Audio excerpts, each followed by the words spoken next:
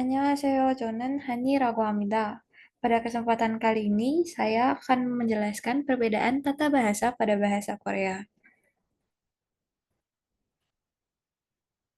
Kali ini, saya akan menjelaskan mengenai tata bahasa yang mengungkapkan masa lalu. Di sini terdapat tiga tata bahasa yang akan dibahas kali ini, yaitu en, don, dan at-oton. Yang pertama ada tata bahasa en. Tata bahasa ini digunakan untuk menunjukkan kejadian atau fakta di masa lalu yang sudah berlangsung dan sudah selesai. Untuk penggunaannya, jika kata diakhiri dengan bacim, maka menggunakan en, dan jika tidak ada bacim, akan langsung dilekatkan dengan nyin saja. Di sini terlihat ada contoh Jinanju san osel bakugo sipoyo, yang berarti saya ingin menukar baju yang saya beli minggu kemarin. Meskipun kegiatan menukarnya belum dilaksanakan, di sini menggunakan san osel karena kegiatan membeli bajunya sudah terlaksanakan di minggu kemarin. Yang kedua ada tata bahasa don. Tata bahasa ini digunakan ketika kejadian di masa lampau sudah terjadi, tapi belum selesai atau kebiasaan di masa lampau. Di sini terdapat dua contoh. Yang pertama ada I norenen jeka jaju deton noreyo, yang diterjemahkan sebagai ini adalah lagu yang dulu sering saya dengar, yang merupakan kebiasaan di masa lampau. Kenapa menggunakan don? Karena faktanya lagunya masih dapat didengarkan kembali sekarang. Contoh yang kedua ada kalimat Oje mokton ice cream을 냉장고에 넣었다, yang berarti es krim yang kemarin saya makan, saya taruh di kulkas. Kalimat ini menggunakan don karena dia makan es krim itu kemarin, tapi es krimnya belum habis, jadi ia taruh di kulkas dan dia masih bisa melanjutkan makan es krimnya. Jadi kalimat ini menggunakan don. Kemudian tata bahasa yang terakhir yang akan kita bahas adalah ad-oton. Digunakan saat mengingat kembali kejadian di masa lampau dan kejadiannya hanya berlangsung sekali saja. Contohnya, Acim kaji harioton haneri malga jota, yang berarti langit yang tadi pagi mendung sekarang menjadi cerah.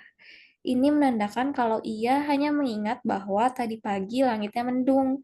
Tata bahasa ini bisa digunakan juga untuk fakta atau kondisi di masa lampau yang sekarang sudah berubah atau sudah berakhir.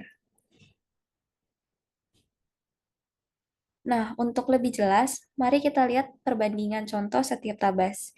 Yang pertama ada contoh en dan don. Oje 먹은 아이스크림을 맛있어요 dan oje 먹던 아이스크림을 오늘도 먹었어요. Yang pertama menggunakan en karena es krimnya sudah habis kemarin. Jadi kejadiannya sudah selesai. Sementara yang kedua menggunakan don karena ia masih bisa melanjutkan kegiatannya di hari ini.